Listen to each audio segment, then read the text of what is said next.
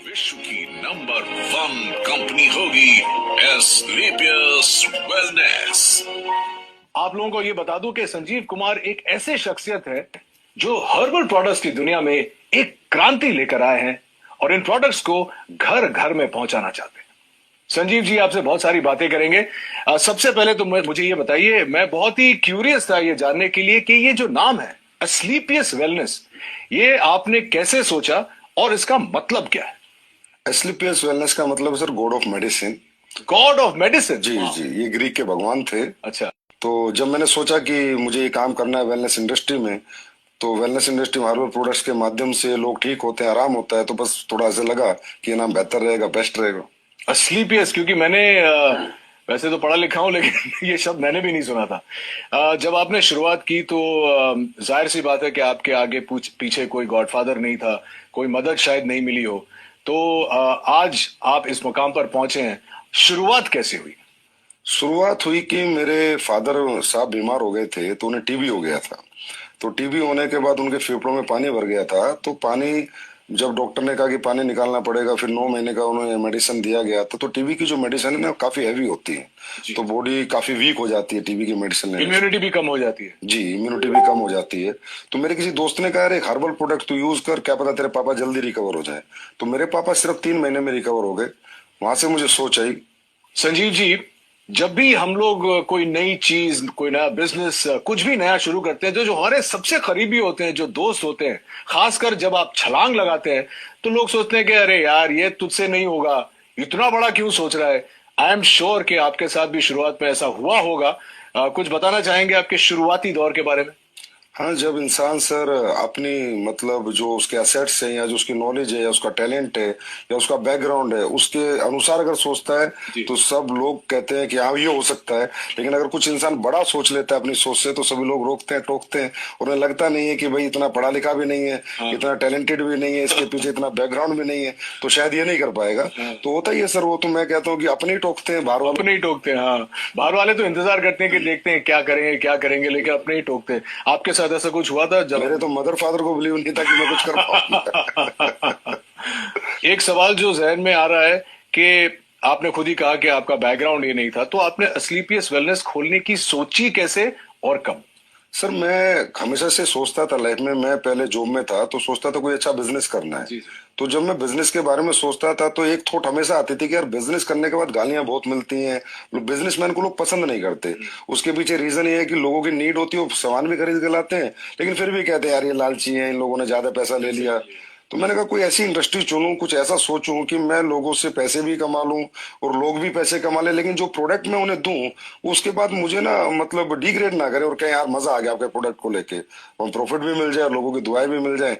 इससे अच्छा कुछ हो नहीं सकता। तो फिर मुझे समझ में आया ये वेलनेस इंडस्ट्री है, और वो भी हर्बल प्रोडक्ट्स के साथ अगर मैं काम करूंगा और लोगों को अच्छे प्रोडक्ट दूंगा, लोगों को उसका फायदे आएंगे, रिजल्ट्स आएंगे, तो डेफिनेटली लोग मुझे दुआएं भी देंगे और एक अच्छी कंपनी भी हमारी ग्रो करेगी और लोग भी हमारे साथ ग्रो करेंगे। संजीव जी, एक बहुत इंटरेस्टिंग बात है आपके बारे में जो शायद कंज्यूमर्स नहीं जानते, कि आपने ये सब करने से पहले 16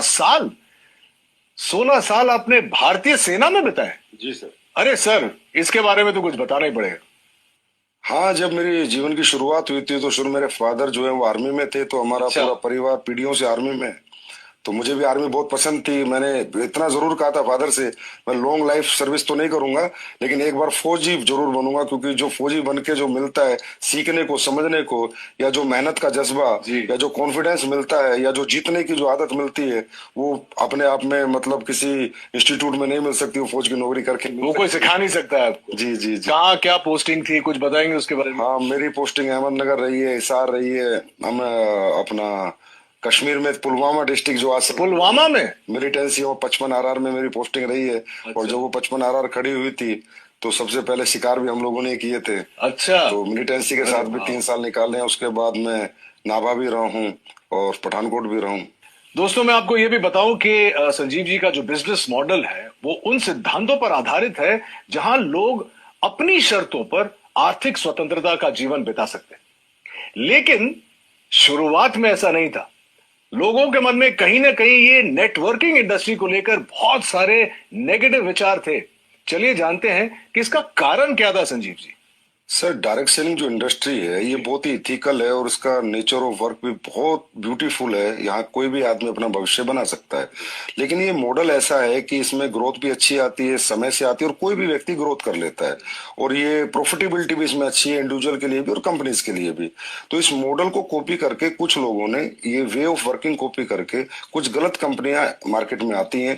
जो होती हैं 200 रुपए दो, 400 रुपए देंगे या आप 1,000,000 रुपए दे दो तो महीने के 3-3 हजार की सैलरी देंगे। Salary based company, money rotation कंपनियां कहते हैं, चिट फंड कंपनियां कहते हैं। तो ऐसी बहुत सी कंपनियां इन डायरेक्ट सेलिंग मॉडल की आड़ में आके और मार्केट को गंदा कर जाती हैं। तो फिर जब हम लोग भी मार्केट में जाते हैं तो लोग हमें भी उन्हीं नजर से देखते हैं, हम प्रोडक्ट बेस हैं, हमारी फैक्ट्री है, मैन्युफैक्चरर हैं, लेकिन लोग इसी नजर से देखते हैं कि वो 2 के 4 करने वाले तो नहीं। तो इस वजह से बहुत सी कंपनी आई, उन्होंने बहुत मार्केट गंदा किया। अब गवर्नमेंट काफी सख्त हुई है, काफी अच्छे रूल्स लेकर आई है और डायरेक्ट सेलिंग के लिए अलग से रूल्स लेकर आई है। जो इथिकल कंपनीज है, कंज्यूमर अफेयर्स इन्वॉल्व हो गया अभी इसमें, तो अब जाके थोड़ा सा मार्केट धीरे धीरे पॉजिटिव हो रहा है और यंगस्टर भी इस बिजनेस की तरफ धीरे धीरे खिंच रहा है और इसको समझ रहा है। आपके साथ हुआ था ऐसे शुरुआत में कि लोग भी आपको देखते थे कि पता नहीं संजीव जी क्या कहना चाह रहे हैं, क्या बेचेंगे, कैसे? सर शुरुआत में ऐसा नहीं हुआ कि हम जाते तो लोग मिलते नहीं थे। अच्छा भाई ये तो वही लोग हैं जो टोपी पहनाते हैं।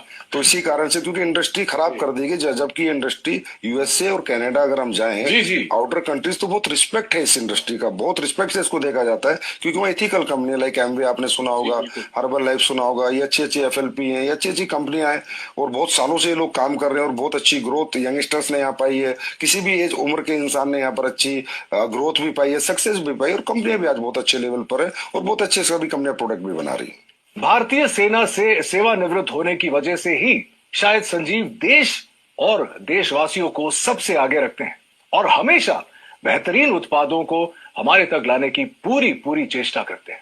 संजीव के जीवन और उनके डायरेक्ट सेलिंग मॉडल के बारे में बहुत कुछ जानना है, लेकिन इस छोटे से ब्रेक के बाद कहीं मत जाइएगा।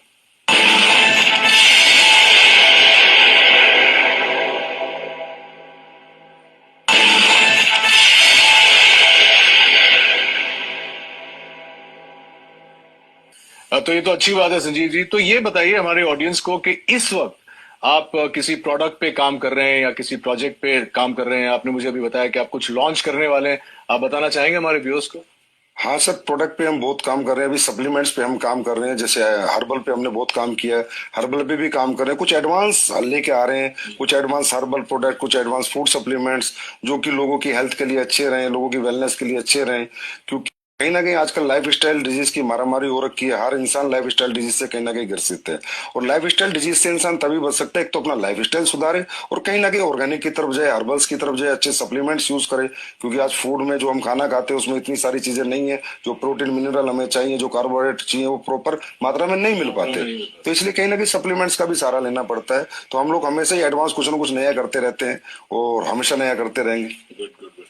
हाँ, एक और इंटरेस्टिंग क्वेश्चन है, क्योंकि आप क्वालिटी की बात कर रहे हैं। अक्सर देखा जाता है, चाहे वो इंडस्ट्रीज में हो, चाहे वो सप्लीमेंट इंडस्ट्री में हो, रेस्टोरेंट्स में हो, जब शुरुआत होती है तो जैसे एक फिल्म का प्रीमियर होता है तो बहुत लार्ज प्रीमियर होता है। उसके बाद धीरे धीरे जो होता है वो क्वालिटी प्रोडक्ट्स की और खाने की और टेस्ट की और इन चीजों की जो क्वालिटी है वो हमेशा डिक्लाइन होती जाती है समय के साथ साथ। हमारे कुछ दोस्त हैं रेस्टोरेंट बिजनेस में, वो बोलते हैं कि यार एक बार लोग यूज्ड टू हो जाते हैं इस जगह में आने के लिए तो इतनी खिचखिच नहीं होती है।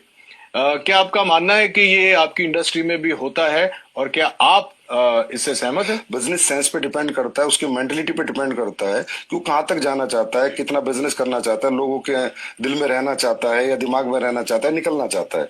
होता है सर, क्या होता है कि एक प्रोडक्ट आपने 10 साल पहले बनाया, उसकी कॉस्ट 1 रुपए थी, तो 10 साल बाद जो इंग्रेडिएंट आपका आ रहा है उसकी कॉस्ट 1.5 रुपया हो गई।